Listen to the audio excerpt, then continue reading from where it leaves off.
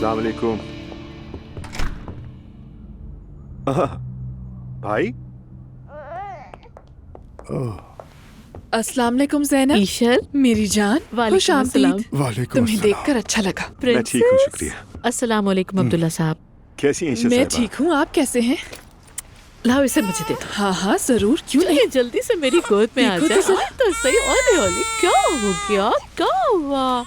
Elif को मैं खुली हवा में लेकर आया था, सोचा यहाँ भी हुआ है तो यहाँ हमें ईशर साहबा अच्छा मिली। किया, अच्छा किया। चुप हो जा। लाओ इसे जरा उमर चाचा के हवाले करो। उमर प्रैक्टिस कर रहा है। जज भी रहा है। तुम्हें तो कुछ पता ही नहीं है उमर, मेरा दिल बहुत खराब है। खैरियत है भाई, क्या हुआ?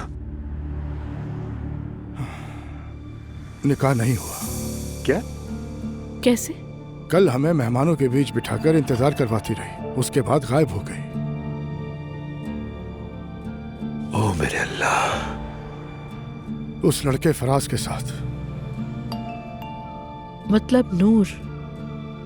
बच्चों की तरह बेवकूफ बना गई, हमें रुस्वा कर गई वो। यकीन करो ऑफिस जाने को दिल नहीं कर रहा मेरा।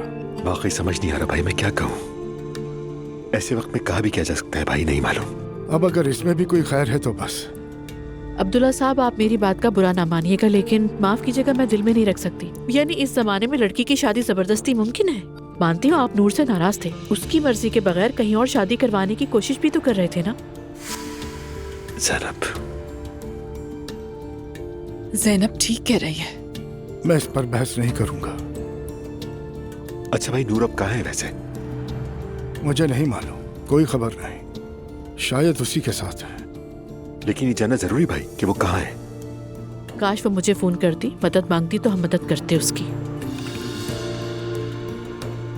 उमर, मैंने सारी फैमिली को कह दिया और तुम्हें भी कह रहा हूँ, उसके लिए दरवाजा मत खोलना। भाई ये भी कोई बात हुई कहने की? बिल्कुल हुई। मैं एलिफ को घर छोड़कर कंपनी जाऊंगा, इजाजत दीजिए मुझे। चलो बेटी। मैं अब्दुल्ला साहब आजो को बाहर बाकी तक छोड़ती हूँ, फिर कॉफी पीते हैं। आजो। चले फिर मिलते अच्छा हैं। चलो ठीक है, अल्लाह हाफिज। देखो जरा क्या कुछ हो रहा है। शाबाश है नूर पे। ज़ैनब, ये भी कोई वक्त है इन बातों का? उमर प्लीज।